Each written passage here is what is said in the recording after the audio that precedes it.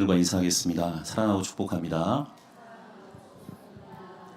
예, 오늘부터 그 이단에 대한 특강을 조금 시작하려고 합니다. 그래서 저부터 시작을 해서 최정화 전사님까지 해서 7주 동안 이제 이단에 대해서 얘기하려고 하는데 PPT를 좀 띄워주시면 좋겠네요. 예, 제가 고민이 많습니다. 왜 고민이 많냐면 교회사에서 나타난 이단을 해야 되는데 초대교회부터 중세교회까지 는 1500년이에요. 근데 지금 10시 20분인데 40분 내에 1500년 이야기를 다 해야 되기 때문에 굉장히 지금 머리가 복잡한데 그래서 일단은 말로 설명보다 이게 PPT를 보시면서 하시는 게 조금 빠를 수 있어서 제가 원래는 시간을 지키는데 5분 정도 이렇게 오버타임이 될 수도 있을 것 같은데 하여간 최대한 40분 내에 하여간 1500년의 이야기를 좀 하려고 하는데 교회사에서 나타난 이단입니다. 이 초대 교부들이 이런 얘기를 한 적이 있습니다. 그러니까 이단은 우리의 영혼을 갉아먹기 때문에 우리의 육체를 죽이는 것만큼 무서운 것이다. 아까 전에 권사님 얘기 잘 해주셨는데 오늘 요한일서에 있는 말씀처럼 이게 우리가 이단에 대해서 특별히 공부하는 이유는 진리가 아니라 미혹을 하기 때문에 그런 거죠. 일단은 이단이 무슨 뜻인지 정의를 조금 우리가 알 필요가 있습니다. 이게 한자로 보면 이게 다를리에다 끝단자거든요. 그러니까 사전적인 의미는 정통의 가르침에 어긋나는 교의나 교파를 적대해서 이르는 말을 우리가 보통 이단이라고 이야기하는데 우리가 교회사에서 이제 이단이 어떤 의미인지를 조금 보려고 합니다. 다음 장 한번 넘겨주시면 이게 원래 이단 저게 조금 잘렸는데요. 그러니까 이단이란 말이 헬라어로는 그 하이레시스라는 말이 뜻이 있어요. 그러니까 이 뜻은 어떤 거냐면 선택한다는 거죠. 그러니까 처음에는 그 이단이란 뜻이 부정적인 의미가 있는 게 아니라 선택을 하는 거예요. 그래서 어떤 특별한 그 철학적인 학파를 지칭하는 용어를 이게 하이레시스라고 이야기합니다. 그래서 신약 성경을 우리가 볼 때는 이 개념으로 조금 이해하실 필요가 있어요. 그래서 우리가 지금 현재 알고 있는 그런 이단으로 그 성경을 보시게 되면 조금 이게 오해가 있기 때문에 처음에는 저 개념을 조금 이해할 필요가 있고요. 그 다음 장 보시게 되면 다음 장 넘겨주시겠어요? 이게 버그가 났나요? 다행이네. 이거 버그 나면 안 되는데. 여기 보시게 되면 이게 유대교가 있는데요. 유대교가 있는데 그 이단이란 말 자체가 이제 선택인 거죠. 그래서 여기 보시게 되면 특별히 그 신약 성경을 이해하려고 하면 여러 가지 파들이 있어요. 그래서 보시게 되면 뭐 바리새파는 워낙 여러분 잘 아시는 이제 율법주의자들이고 사두개파를 좀 합리주의자라고 이야기하고 서기관들은 말 그대로 이제 하나님의 말씀을 받아서 그 다음 세대 전수하는 사람들이죠. 그러니까 전통주의자들이고 헤롯 당은 현상을 유지하는 좀 정치 세력들이 있어요. 그리고 열심당 같은 경우에 그 당시 유대가 로마의 압제에 있었기 때문에 독립을 하는데 이 독립의 방법이 좀 그 다른 거죠. 그러니까 이 사람들은 혁명을 조금 원하는 사람이었기 때문에 이 사람들이 좀 정치적 행동주의자였고 SNF파 같은 경우에는 조용히 좀 이렇게 산골에서 이렇게 본인들이 고립을 하면서 하나님의 말씀을 받아 적었던 사람들이거든요. 그러니까 이게 그 하이레시스라는 말은 유대교 여러 가지 분파들이 있는데 본인들이 어떤 파를 선택했다는 거예요. 그러니까 처음에는 좀 그런 의미들이 있습니다. 그 다음 장 보시게 되면 이제 예수 공동체와 이단이라는 게 있는데 우리가 먼저 좀 이해할 필요가 있는 게 뭐냐면 그 마태복음 16장에 보시게 되면 가이사랴 빌립보에서 그 예수님이 제자들에게 중요한 질문을 해요. 유명한 질문이 뭐였냐면 너희는 나를 누구라고 이야기하느냐. 그랬을 때 뭐 제자들이 여러 이야기들을 하지만 마태복음 16장 16절이 우리한테는 굉장히 중요한 구절이죠. 외우실 수 있는데 시몬 베드로가 대답하여 가로되 주는 그리스도시요 살아계신 하나님의 아들이시니다. 그런데 이걸 우리가 뭐라고 하냐면 신앙 고백이라고 이야기해요. 그래서 이것을 고백하는 사람들의 모임이 교회가 되는 거죠. 그래서 성경 보시게 되면 이 베드로의 신앙 고백이 있은 다음에 마태복음 16장 18절에 성경에서 처음으로 교회라는 이름이 등장하게 돼요. 그래서 그 반석 위에 그 신앙 고백 위에 내 교회를 세우겠다고 이야기합니다. 그래서 이제 예수 공동체와 이제 이단을 보시게 되면 다음 장 한번 넘겨보면 말씀 보이시죠? 그 사도행전 24장 5절에 있는 말씀인데 보시게 되면 이 본문이 어떤 배경이냐면 이 사도 바울이 잡히게 돼요. 그래서 벨릭스 총독 앞에서 그 변호사인 더들로가 바울을 지금 고발하는 내용이 되게 됩니다. 그래서 보시게 되면 사도행전 24장 5절에 있는 말씀 여러분 한번 읽어보시겠어요? 시작.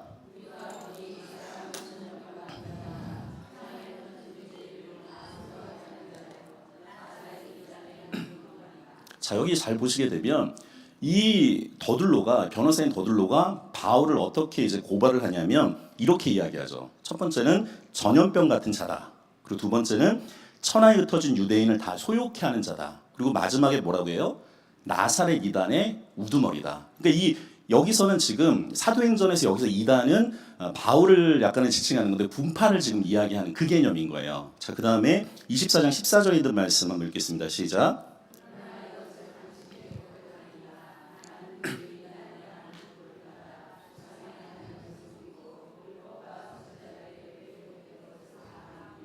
그러니까 유대교 입장에서 보게 되면 예수 그리스도를 믿는 그 사도 바울과 이 사람들이 이단처럼 이제 보이게 되는 거죠. 자기들과 다른 분파라는 의미가 있게 되는 거고, 마지막 사도행전 28장 22절을 말씀 읽겠습니다. 시작.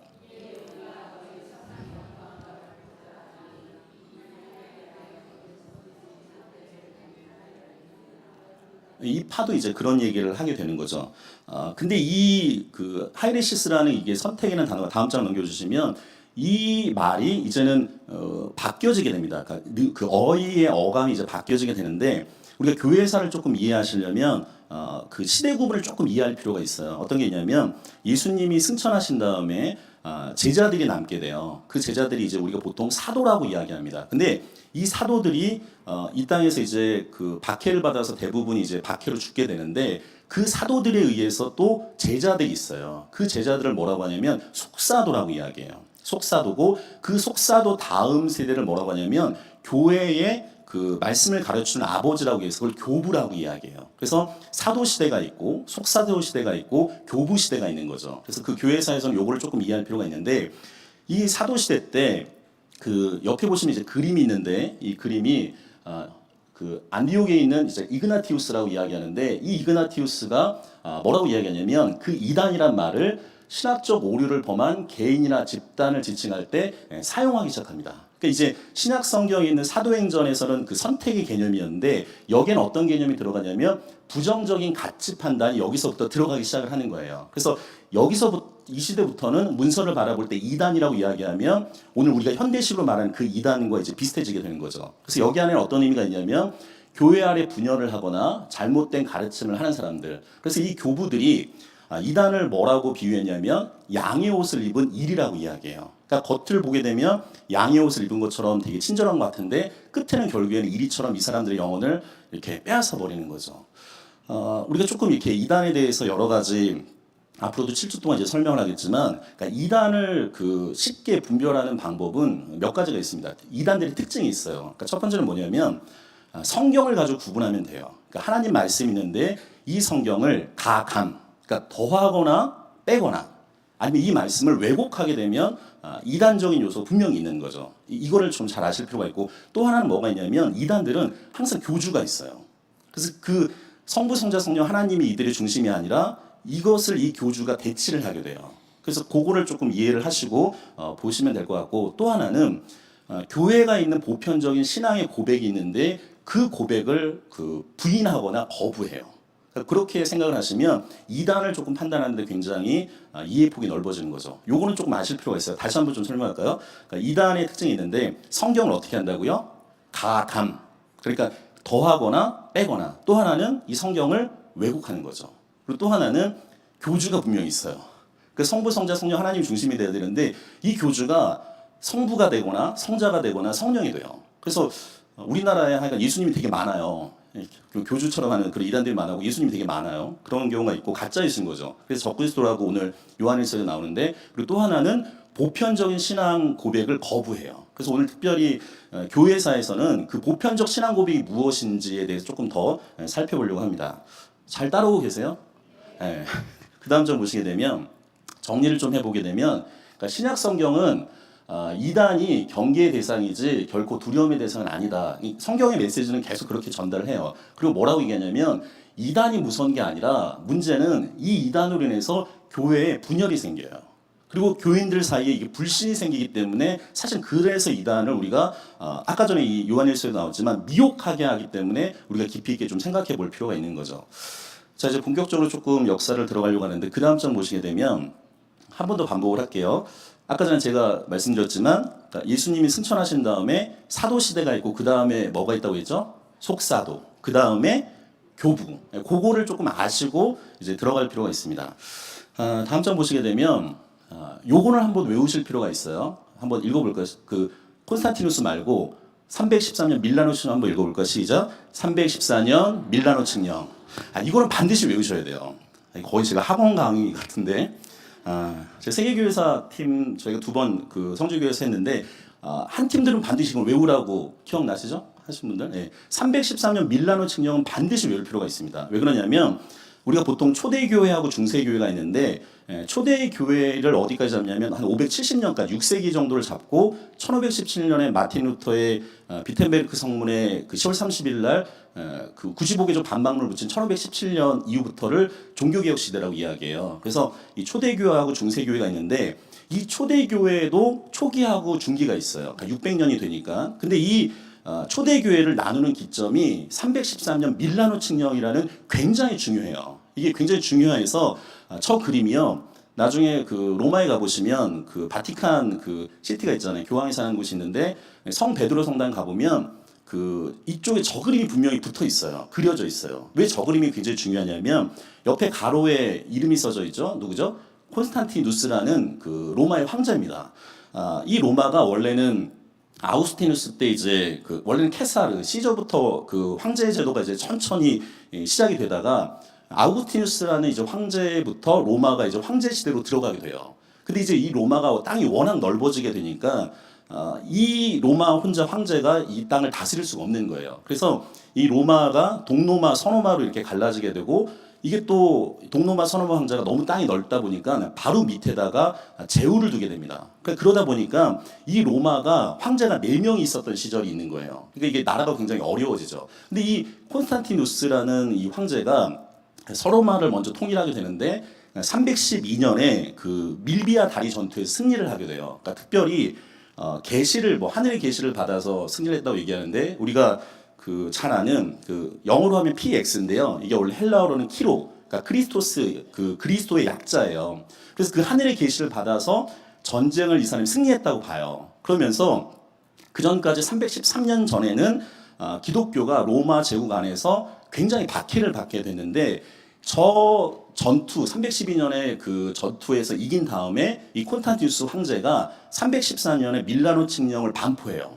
그러면서 어떤 일이 벌어지게 되냐면 기독교가 그 전까지는 박해받던 종교였는데 이제 공인이 돼요. 그러니까 나중에는 이제 정식 그 로마 제국의 국교가 됐지만 그 전까지는 박해받던 종교가 이제는 313년을 기점으로 해서 기독교가 이제 제국에서 누구나 믿을 수 있는 종교의 자유가 생기게 되는 거죠. 그래서 이제 예를 들면 몰수됐던 이제 교회의 재산이 이제 반환이 되거나 아니면 그 성직자들한테 병역이나 세금을 콘스탄티누스가 이제 면제를 해주게 됩니다. 그리고 로마에 이제 성당을 또 건축하게 되고 그 다음에 저 콘스탄티누스가 했던 또 큰 일이 뭐냐면 그 전까지는 수도가 로마였는데 이 수도를 옮기게 돼요. 그래서 이 수도를 갖다가 황제 이름을 딴 콘스탄티노플이라는 도시가 생기게 돼요. 그러니까 서로마가 그 당시에는 이제 중심이었는데 이제 동로마가 로마의 중심이 되게 되고 이 콘스탄티노플 도시가 오늘날 뭐로 바뀌냐면 이스탄불이라는 도시 있잖아요. 터키 그 도시로 이제 바뀌게 되는 거죠.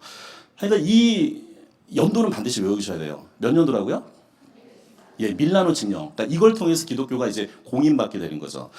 다음 장 보시게 되면 그래서 이 기독교가 공인받기 전에는 박해가 너무 심해요. 이 그림은 어떤 거냐면 로마에 가보시면 그 콜로세움이라는 그 경기장 있잖아요. 여기 잘 보이실지 모르겠는데 이게 지금 십자가형에다가 불을 태우는 거예요. 막 이렇게 사람 몸에다 불을 태우고 이게 지금 맹수들이 올라오게 되는데 이 굶주린 맹수들이 이 많은 사람들이 보는 앞에서 이제 찢겨서 이제 죽어가는 거죠. 그러니까 초대교회 이전에는 이분들이 그냥 예수를 믿는다는 이유만으로도 저렇게 순교자들이 굉장히 많이 생기게 됩니다. 그러면서 카토컴이라는 이제 지하 교회도 이제 형성이 되죠. 그래서 초대교회 전반부에는 순교자 고백자의 삶이었는데 후반부에는 이제 제국교회가 되어지면서 나는 그 오히려 금욕적으로 삶을 살아가겠다. 이게 좀 이렇게 그 패턴이 좀 바뀌게 되죠.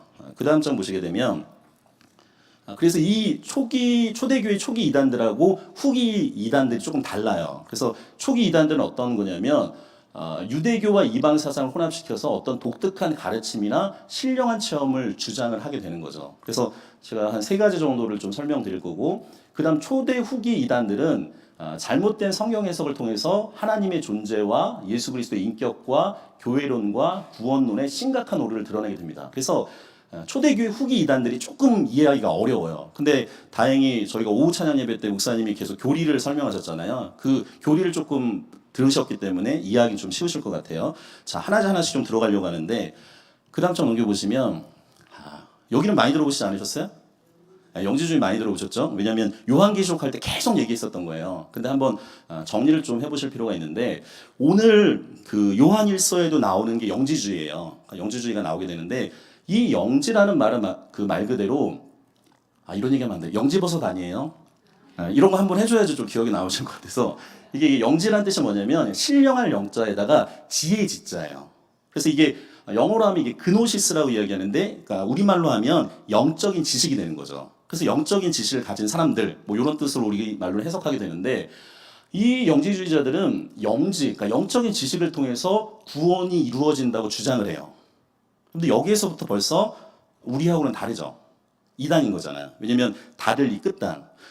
여러분들 우리는 어떻게 구원받죠?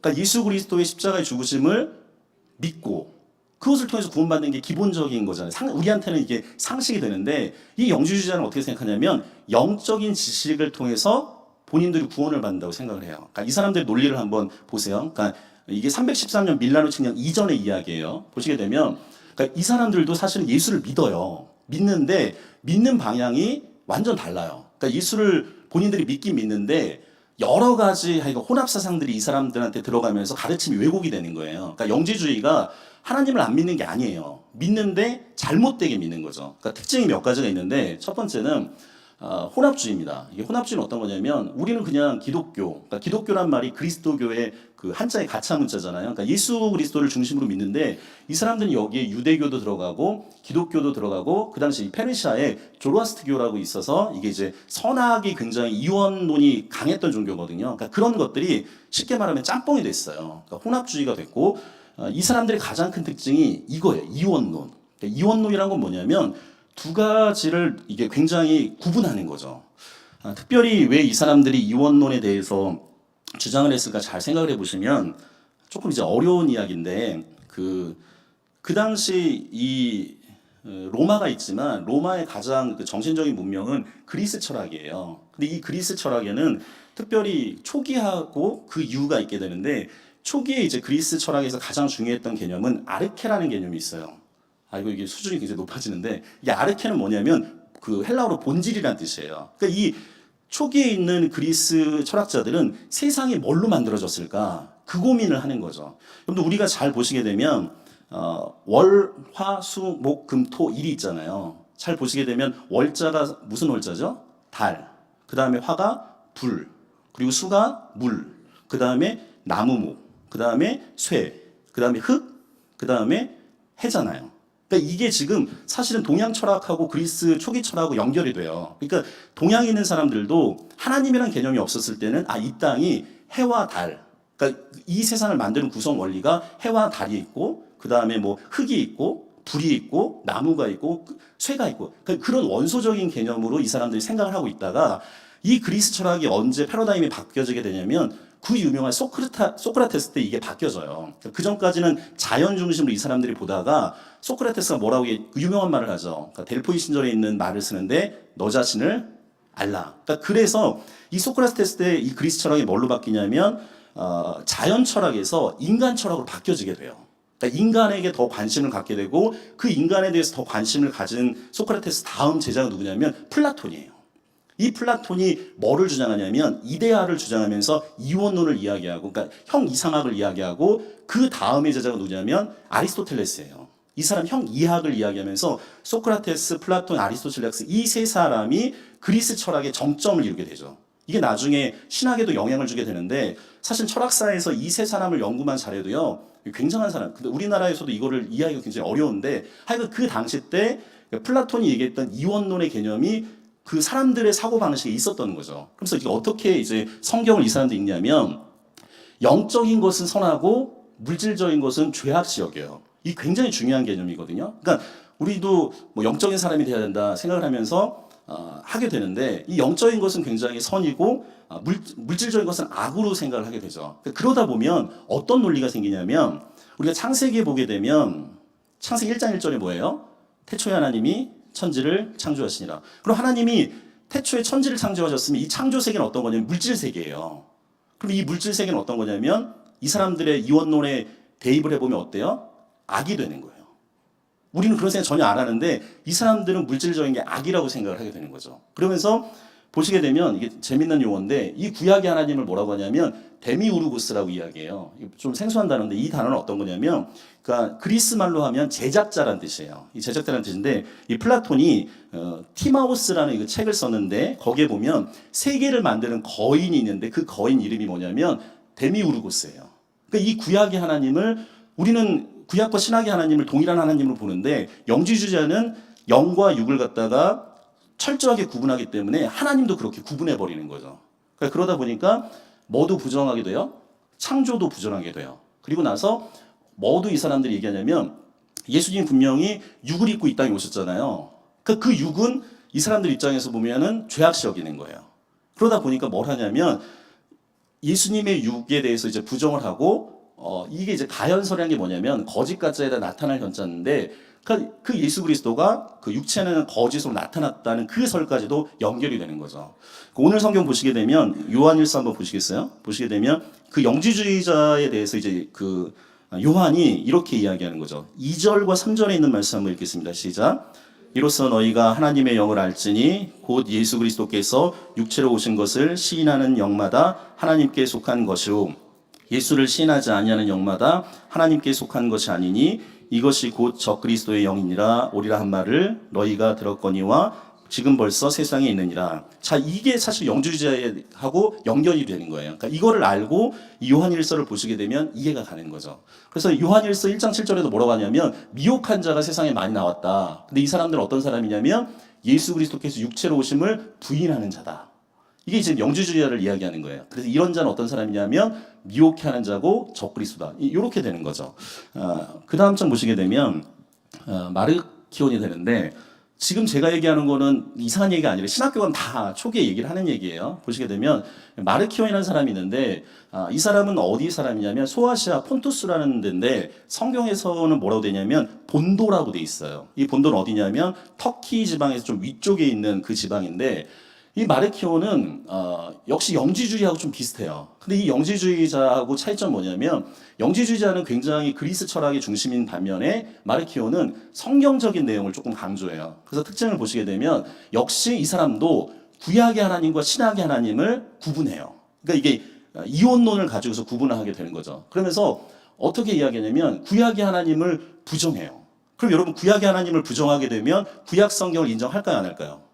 안 하죠, 당연히. 그래서 구약 성경을 인정하지 않고 신약에 있는 하나님만을 인정해요. 인정해서 이 신약의 선한 하나님이 예수 그리스도를 보냈다고 이야기를 해요. 근데 이 개념을 조금 이해하려면 그러니까 이 사람들이 생각했던 세상에 있는 관을 생각해 볼 필요가 있는데 이 마르키오는 세상을 어떻게 생각했냐면 창조계가 있고 중간계가 있고 물질계가 있다고 봐요. 그러니까 이게 창조계 자체가 악하기 때문에 이 중간계에서 유출이 돼서 예수 그리스도가 이렇게 보내졌다. 이게 이제 영주주의하고도 좀 연결이 되는데 그러니까 이 사람들이 이제 문제는 뭐냐면 구약에서 중요한 건 율법이잖아요. 그리고 신약에서 중요한 건 복음인데 이 율법과 복음을 대립적으로 구분하게 되는 거죠. 그러면서 어떤 일이 벌어지냐면 구약을 거부하고 이 마르키온의 굉장히 중요한 게 뭐냐면 성경을 스스로 편집해요. 그러니까 아까 제가 얘기한 것처럼 구약 성경을 인정하겠어요, 안 하겠어요?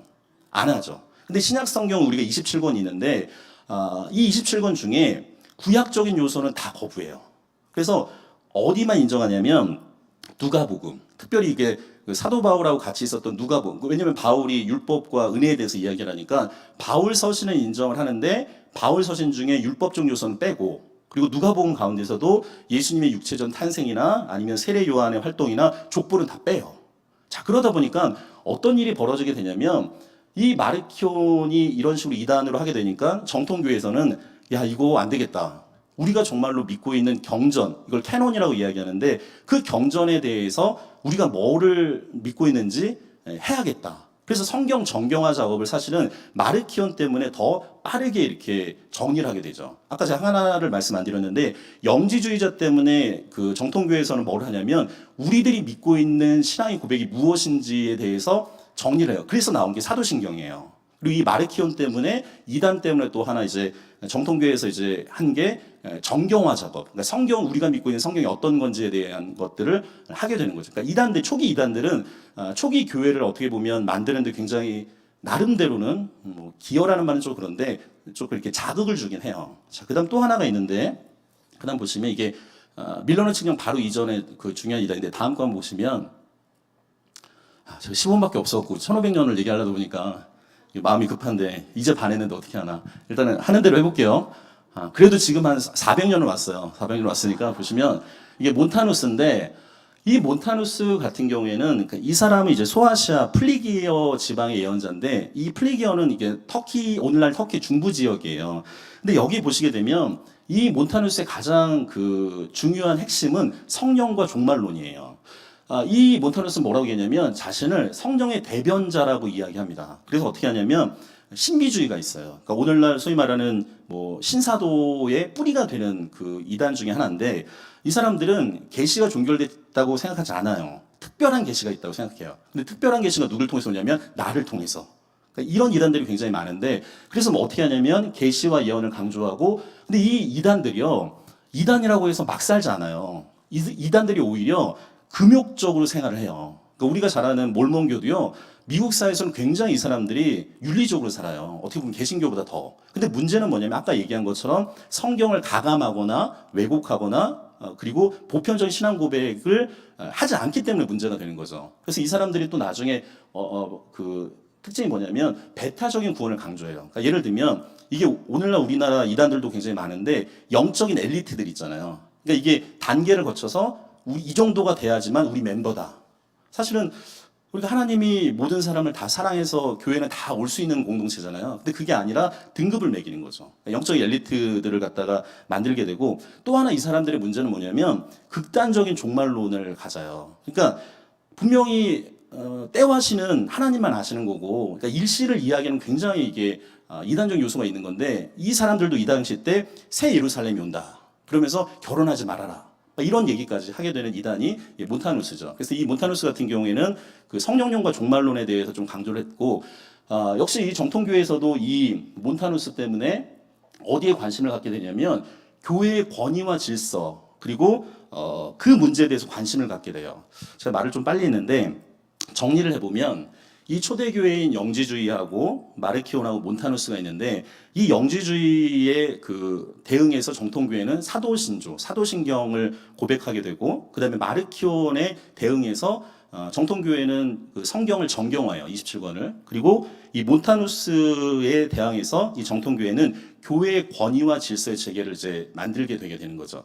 그래서 나중에 그 유럽 쪽, 그 아시아 유럽 쪽에 보시게 되면 5대 총대 주교라는 게 있어요. 그러니까 중요한 도시가 5개가 있게 되는데 거기에는 그 대주교들이 있어요. 그래서 이 교회 권위를 이렇게 만들어가게 되는데 5개 유명한 도시가 어디냐면 당연히 예루살렘은 들어가겠죠. 예루살렘은 성지니까 들어가게 되고 그 다음에는 제국의 수도였던 로마 그리고 최초의 이제 그리스도인이라고 불려졌던 안디옥이라는 도시도 있겠죠. 그리고 또 하나는 그 아까 전에 그 콘스탄티누스 황제가 수도를 옮겼잖아요. 동로마로. 그게 이제 콘스탄티노플. 그게 이제 4번째 도시고 또 하나는 이집트에 가보면 알렉산드리아라는 도시가 있어요. 그러니까 그 당시에 거기에 세계에서 가장 큰 도서관이 있었는데 그 5개의 지역이 기독교 초기 기독교 역사에서 굉장히 중요한 도시가 되는 거죠. 그래서 거기 안에는 다 총대 주교가 있어요. 그러니까 로마 지금 교황이 이제 뭐 카톨릭의 이제 총대 어떻게 보면 이렇게 이야기라고 하는데 초기에는 그 5개의 총대 주교가 거의 동등한 위치로 가 있었던 거죠. 그 다음 좀 보시게 되면 여기 또 중요한데 자, 요게 이제 어떻게 보면 가장 중요한 것 중에 하나인데 313년에 뭐가 있었다고 그랬죠? 밀라노 칙령. 예, 훌륭하십니다. 이거는 외워야 돼요. 그러니까 314년 밀라노 칙령이 콘스탄티누스 때 이제 하면서 기독교가 공인이 됐어요. 근데 이제 문제는 로마 황제 입장에서 보게 되면 나라가 하나가 됐기 때문에 종교도 역시 어떻게 돼야 돼요? 하나가 돼야 되는 거죠. 우리나라 그 옛날에 삼국시대 때 보시게 되면 율령이 반포되면서 또 하나가 된 게 뭐냐면 불교가 들어와요. 그러니까 종교를 이렇게 하나를 만들 필요가 있는데 이제는 그 기독교가 제국의 하나의 종교로 이제 나아갈 때인 거예요. 근데 이제 문제는 뭐냐면 우리가 믿는 게 기독교잖아요. 기독교는 이제 그리스도교인데 그리스도교는 예수 그리스도잖아요. 그러면 이 예수가 누구냐에 대한 문제가 생기는 거예요. 특별히 이제 두 가지인데 영어로 하면 후에 대한 문제. 그러니까 예수가 누구냐에 대해 우리는 뭐 당연히 알고 있는 거지만 이 제국 입장에서 보게 되면 이거를 교리적으로 정리할 필요가 있어요. 그래서 예수가 누구냐? 또 하나는 예수가 무엇을 했느냐예요. 근데 왓에 대한 문제는 정리가 돼요. 우리가 복음서에 보게 되면 예수가 십자가에 죽으시고 부활하심을 통해서 우리에게 영원한 생명을 주시는 거에 대해서는 이론의 여지가 없어요. 근데 이제 문제는 뭐냐면 예수가 과연 누구냐? 이거에 대한 문제 때문에 이 초대교회가 한 150년 정도 싸워요. 교리 논쟁을 하게 돼요. 그러면서 이제 삼위일체가 이제 교리로 확장되게 되는데 거기에 가장 중요한 인물이 아리우스하고 아다나시우스라는 사람이에요. 소위 말하는 정말 이단에 대해서 이렇게 나오는 부분인데 이 아리우스 같은 경우에는 특별히 이제 예수가 누구냐고 했을 때 누구하고 연결이 되냐면 하나님하고 연결이 돼요. 예수님하고 하나님과 과연 관계가 어떤 것이냐. 그래서 보시게 되면 아리우스는 뭐라고 돼 있어요? 동일 유사, 동일 본질. 조금 이렇게 어려운 단어들이 나오는데 그래도 이 단어를 알아놓으시면 나중에 혹시 교회서 책을 보실 때 굉장히 이해폭이 넓어지는데 이 아리우스는 예수님과 하나님의 관계를 어떻게 생각하냐면 같은 분이라고 생각을 안 한 거예요. 뭐라고 얘기했냐면 예수 그리스도는 영원으로부터 온 것이 아니라 무에서부터 만들어진 거다. 그러니까 이 말은 뭐냐면 예수님이 삼위일체 하나님으로 같이 계셨던 게 아니라 하나님으로부터 그냥 만들어진 존재라는 거예요. 그렇기 때문에 신적인 능력은 있지만 동일하지 않다. 그걸 조금 이제 신학적 용어로 동일 유사라고 얘기해요. 그랬더니 아타나시우스는 아니다. 하나님과 예수 그리스도는 그분은 어때요? 동일한 본질이시다. 이 두 가지를 가지고서 대립을 하게 되죠. 그 다음 장 보시게 되면 그래서 이제 세계 최초로 세계 공의회가 열려지게 돼요. 이것도 외우셔야 돼요. 오늘 끝나실 때 두 개를 외우셔야 돼요. 314년 밀라노 칙령이랑 그 다음 뭐라고 돼 있죠? 니케아 공의회. 몇 년? 325년. 이게 니케아라는 도시에서 이 콘스탄티누스 황제가 동방과 서방에 있는 신학자들을 모두 모으게 됩니다. 그래서 그때 이제 324명의 신학자들이 모이게 되는데 이거에 대해서 어떤 게 맞는지에 대해서 논의를 하게 돼요. 그래서 아리우스가 얘기했던 하나님과 예수 그리스도 관계가 동일 유사냐 아니면 아타나시우스가 얘기했던 하나님과 예수 그리스도 동일 본질이냐 이걸 가지고서 이 니케아 공의회에서 회의를 하게 돼요. 자, 어떤 게 맞을까요? 그냥 마음으로만 하세요. 이게 잘못 얘기하면 이단되는 거예요. 여기서 이단이 나오는 건데 니케아 공의회에서는 어떻게 얘기하냐면 아타나시우스의 동일 본질을 인정해요. 이게 굉장히 중요한 이제 교리적인 이야기가 됩니다. 그렇게 돼서 예수 그리스도는 만들어진 것이 아니라 하나님과 그분이 동일한 분이다. 이제 그 얘기를 하게 되는 거예요. 그 다음 장 보시게 되면 이게 이제 그 325년에 니케아 공의회가 있고 381년에 콘스탄티노플에서 회의를 해서 그 예수 그리스도가 어떤 분인지에 대해서 이제 고백을 하는데 이게 사도신경하고 거의 비슷해요. 그러니까 사도신경은 서구 교회만 이제 고백하는 거지만 니케아 콘스탄티노플 교회 같은 경우에는 동방과 서방이 같이 고백을 하는 거예요. 그래서 보시게 되면 제가 일부러 빨간색을 해놓은 건 뭐냐면 우리가 믿는 대상에 대해서 얘기하는 거예요. 그러니까 우리가 믿는 분은 누구예요? 성부, 성자, 성령, 삼위일체 하나님을 믿잖아요. 유대교와 기독교의 다른 점은 뭐냐면 유대교는 유일신 하나님만을 믿어요. 그렇기 때문에 예수 그리스도를 믿지 않죠. 성령도 인정하지 않아요. 근데 기독교는 삼위일체 하나님을 인정하는 거죠. 그래서 이게 381년에 이게 신조로 이렇게 정리된 부분인데 조금 길긴 한데 그냥 제가 읽어볼게요. 자, 저 혼자 읽는 것보다 여러분 읽는 게 좋겠는데 다 보이시죠? 읽겠습니다. 시작.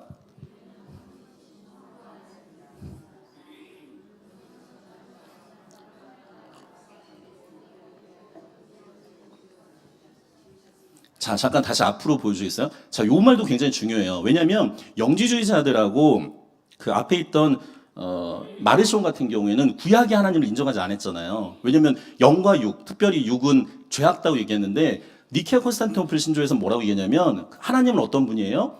보이고 보이지 않는 모든 것을 지으셨다는 건 그 이단들에 대해서 반박을 하면서 이야기하는 거예요. 그 요소들이 사실은 문장 안에 다 들어가 있어요. 자, 그 다음 장 보시면 이거 이제 예수 그리스도인데 이건 제가 읽겠습니다. 역시 빨간색이죠. 우리는 한 분이신 주 예수 그리스도를 믿습니다. 그러면서 뭐라고 되어 있냐면 그분은 모든 시간 이전에 성부에게서 나신 하나님의 독생자입니다. 아리우스는 이게 처음부터 만들어지지 않았다고 이야기한 거예요. 그리고 여기서 지금 중요한 게 요 노란색인데 그분은 하나님에게서 나신 뭐예요? 참 하나님이시오. 빛에서 나신 빛이요. 참 하나님이시며 성부와 같은 분으로. 이 부분이 중요하죠. 성부와 같은 분이라는 건 동일 본질이라는 거예요. 그래서 나중에 칼케토노이 때 451년에 그럼 성부는 어떤 분이냐? 성부 역시 성부와 성자와 성령과 같은 분이다. 그래서 이제 삼위일체 교리가 정리가 되는 거죠. 그래서 오히려 그분을 통해서 만물이 지음을 받았습니다. 다음 장 넘겨보시면, 예. 자, 그 다음에 이제 사도신경은 거의 고백이 같아요. 그분은 우리와 우리의 구원을 위해서 하늘로부터 내려오시어 성령의 능력으로 동정녀 마리아에게서 태어나 참 인간이 되셨다. 그러니까 예수 그리스도는 참 하나님이자 참 인간이 되는 거죠. 그리고 우리 때문에 본디오 빌라도 치하에서 십자가형을 받아 죽임을 당하고 묻히셨으나 성경의 말씀대로 사흘 만에 부활하셨습니다. 그분은 하늘에 올라 성부 오른편에 앉아 계십니다. 그분은 산이와 죽은 이를 심판하러 영광 가운데 다시 오실 것입니다. 그리고 그분의 나라는 끝이 없을 것입니다. 다음 장 보시면 여기 보세요. 이 빨간색은 누구를 믿어요? 성령을 믿죠. 그래서 이 니케아 콘스탄티노플에는 삼위일체 하나님을 믿는다. 그 고백이 들어가 있는 거예요. 그리고 보시면 성령은 성부로부터 나오셔 성부와 성자와 더불어 예배와 영광을 받으시고 예언자들 통하여 말씀하고 계십니다. 자, 요 노란색 한번 읽겠습니다. 시작. 우리는 하나이고 거룩하며 보편적이고 사도적인 교회를 믿습니다. 근데 이게 또 왜 중요하냐면 교회가 무엇이냐? 그랬을 때 교회는 하나다. 그리고 거룩하고 보편적인 사도적인 교회다. 그게 우리가 고백하는 교회예요. 교회고 우리는 죄를 용서하는 한 세례를 믿습니다. 우리는 죽은 이들의 부활과 오고 있는 세계에서 살게 될 것을 믿습니다. 이게 우리가 믿고 있는 신앙의 고백, 신조예요. 우리는 그렇게 믿는 거죠. 그러니까 이 신조에서 벗어난 사람들을 우리가 이단이라고 이제 얘기하게 되는 거죠. 다음 장 보시게 되면 그 다음 장 보면 이게 이제 주요 역사적 그 신앙 고백이 되는데 보시게 되면 그 150년 이전에는 사도신경, 이게 사도적 정통 위에 센 교회 신앙 고백이고 325년에는 니케아 신경, 그러니까 성부와 성자는 본질적으로 하나다. 그리고 니케아 콘스탄티노플은 니케아 신조를 계승 보완한 거고 451년에는 이 칼케톤 신조라고 해서 한 육격 안에 두 번성인데 이건 무슨 얘기냐면 예수님이 신성하고 인성을 다 갖고 계셨잖아요. 그러니까 이 사람들이 이제 고민을 하는 거예요. 그러면 예수님이 신성 50%, 인성 50%. 그러면 거의 뭐예요? 그 옛날 마징가 제트면 아수라백작처럼 되는 거잖아요. 신성, 인성 반반이면. 그리고 영혼 6이면 이게 3분의 1씩. 그러니까 이게 지금 이단들 논리 중에 하나예요. 그러니까 이게 예수님이 과연 신성과 인성이 어떻게 되느냐. 그 얘기를 했을 때 칼케톤 신조에서 뭐라고 하냐면 그분은 두 본성이 다 갖고 계시는데 100%참 하나님, 100%참 인간이다. 지금 그걸 얘기하는 거예요. 그래서 지금 여러 가지 설명을 했지만 이게 이 313년 밀라노 칙령이 있은 다음에 325년 니케아 신경부터 451년에 우리가 믿고 있는 것에 대해서 이제 정리가 되는데 결론적으로 이야기하면 그런 거죠. 성부, 성자, 성령, 삼위일체 하나님을 우리는 믿고 또 하나는 예수 그리스도는 참 하나님이자 참 인간이 되신다. 그 두 가지 이야기를 하려고 지금 거의 130년을 서구 세계에서 싸우는 거예요. 그래서 이거에서 벗어나게 되면 이단이 되는 거죠. 사실은 여기에서 중세 시대까지는 여기 그냥 스토리고 여기까지가 어떻게 보면 우리가 알고 있는 교리의 그 중요한 얼개는 여기 잡혀졌다고 볼 수가 있는 거죠. 2분 남았는데 제가 7분만 할게요. 조금 할게요. 보시면 그 다음은 넘어갈게요. 보시면 칼케톤 공의인데 이거는 제가 설명을 했으니까 그냥 이거 읽으면 더 헷갈리실 것 같으니까 그냥 넘어가고 그 다음 장 보시게 되면 중세교회의 특징인데 중세교회의 특징은 570년부터 1517년까지 굉장히 긴 시간이잖아요. 그 긴 시간인데 보시게 되면 이 교황의 그 권한이 어디까지 있냐면 영국부터 시작을 해서 이쪽으로 보게 되면 포르투갈, 밑으로 보면 로마, 이쪽에 보면 이제 헝가리까지 이 교황이 이 정도까지 영향력을 굉장히 많이 차지해요. 그거를 좀 보실 필요가 있고 다음 장 보시면 요거는 굉장히 중요한 사건인데 카노사의 굴욕이라고 해서 아마 애들 사회 시간에도 그게 나올 텐데 이 사건이 그 상징적인 게 있어요. 뭐가 있냐면 교황의 권한이 국가의 수장인 황제를 능가하는 대표적인 상징적 사건이에요. 좀 설명을 드리면, 그러니까 1075년인데 이때 어떤 일이 벌어지냐면 성직자 임명권에 대해서 황제하고 교황이 굉장히 갈등하기 시작을 해요. 이게 왜 갈등을 하냐면 그 전까지는 황제가 성직자를 임명을 했는데 문제는 뭐냐면 검증된 성직자를 임명하는 게 아니라 자기 친한 사람을 이렇게 성직자로 임명을 하거나 자격이 안 되는 사람을 성직자로 임명을 하게 되니까 그 당시 수도원이 굉장히 큰 부를 차지하고 있었는데 이 사람들이 그런 부를 차지하면서 교회가 타락하기 시작하는 거예요.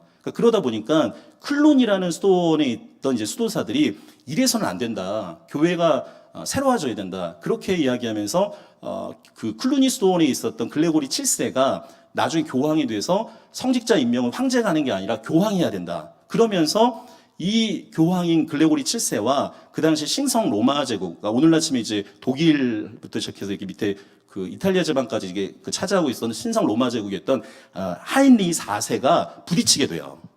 근데 부딪히게 되는데 이 부딪히게 되면서 1076년에 그 성직자 임명권 때문에 부딪히면서 1076년에 이 글레고리 7세가 이 하인리 그 4세를 파문시켜요.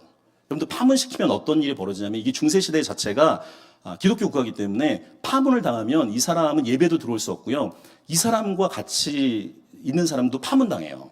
그러니까 왕이긴 하지만 이게 어마어마한 그 권징을 당한 거예요. 그러다 보니까 처음엔 하인리 그 4세가 이거 별일 아니라고 생각을 했는데 본인을 믿고 있던 제후나 여러 신하들이 교황 쪽으로 가게 되니까 이게 어려워진 거예요. 그럼 어떻게 해야 돼? 파문을 철회시켜야 되잖아요. 그러니까 이제 교황한테 복종을 했는데 거기서 끝나지 않고 교황이 그 당시 있었던 카노사라는 지역 그 알프스산을 넘어가 갖고 교황을 만나려고 해요. 근데 그 당시 눈이 많이 내렸거든요. 근데 교황이 안 받아줘요. 정말로 이 사람이 네가 회개한 거 맞냐 이래갖고 3번을 요청했는데 안 받아줘요.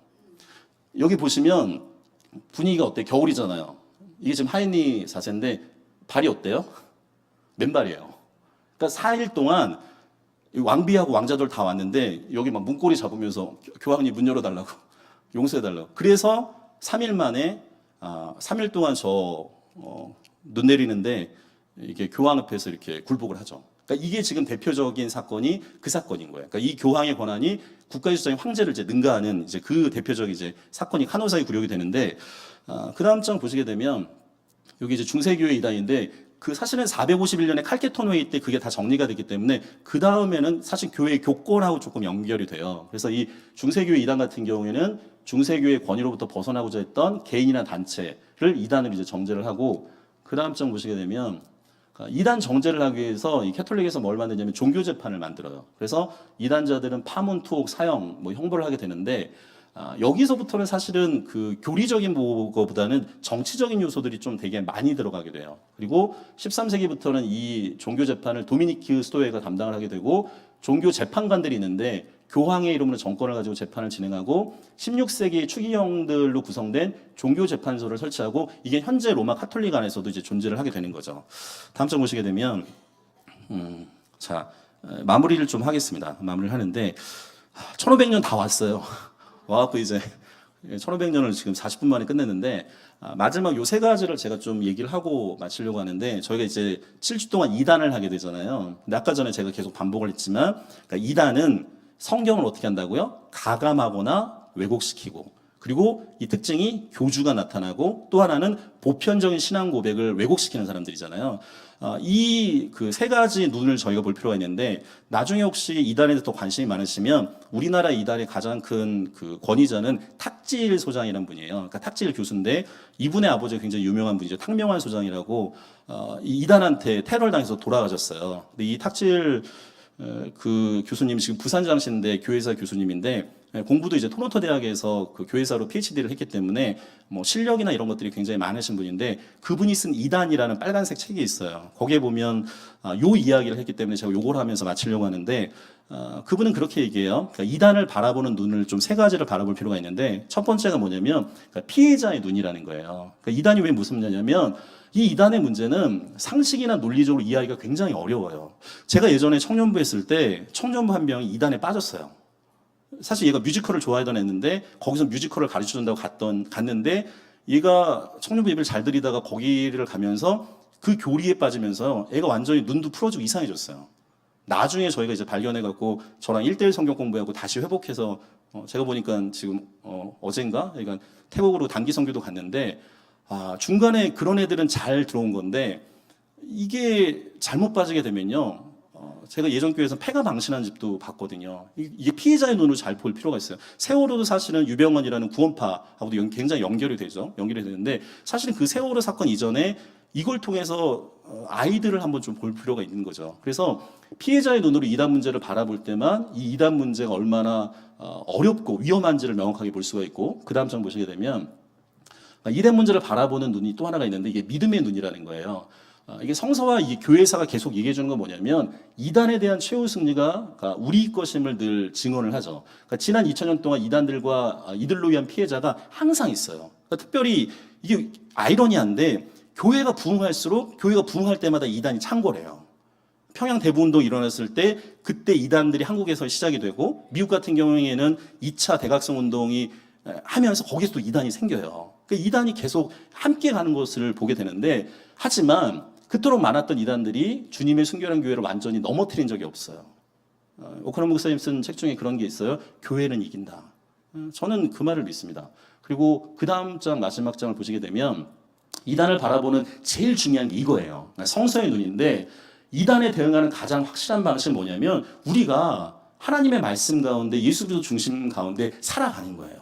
제가 예전에 그런 예화를 드린 적이 있는데 그 돈도 진폐하고 위폐가 있잖아요. 이게 진짜 돈하고 가짜 돈이 있는데 실험을 했다는 거예요. 그러니까 그 진폐를 계속 만진 사람이 있고 진폐에다가 이렇게 위폐를 좀 넣어놓으면 이 진폐하고 위폐를 섞어놓은 사람들이 나중에 헷갈려 버린다는 거예요. 근데 오히려 진폐만 계속 만진 사람은 이게 뭔지를 아는 거죠. 오히려 우리가 이단에 대해서 생각을 했을 때 오히려 더 철저하게 하나님의 말씀 가운데 예수 그리스도 중심으로 살아가게 되면 이게 진짜인지 가짜인지를 알아가는 거죠. 그래서 밑에 한번 읽겠습니다. 밑에 같이 읽고 마치겠습니다. 시작. 하나님은 우리가 성서가 증언하는 예수를 알고 예수처럼 말하고 예수처럼 느끼고 예수처럼 살기를 원하신다. 아멘. 기도하겠습니다. 소신 하나님 아버지 감사합니다. 이단에 대해서 우리가 첫 시간을 가졌습니다. 하나님 아버지 이 땅에 하나님의 말씀을 더하고 감하고 왜곡시키고 또한 마치 그들이 하나님인 것처럼 예수님인 것처럼 성령님인 것처럼 교주로 활동하는 사람들도 있습니다. 또한 보편적인 신앙의 고백을 왜곡하는 일도 있습니다. 하나님 아버지 우리가 무엇보다도 하나님의 말씀 가운데 살아갈 수 있도록 인도하여 주옵소서. 진리 가운데 살아가게 하여 주시고 미혹의 영에 하나님 우리가 흔들리지 않도록 인도하여 주옵소서. 특별히 하나님 아버지 이 땅에 살아가는 많은 이들 가운데 예수를 믿지만 다르게 믿고 잘못 믿는 많은 일도 있습니다. 하나님 아버지 그들이 다시금 돌이킬 수 있도록 인도하여 주시고 하나님 특별히 우리 교회가 더 바르게 주님을 믿는 믿음의 교회로 성장할 수 있도록 주께서 인도하여 주옵소서. 하나님의 선하심과 인도하심이 사랑하는 귀한 성도들에게 함께 있기를 간절히 원하오며 주 예수 그리스도 이름으로 기도드리옵나이다. 아멘. 찬송가 358장입니다.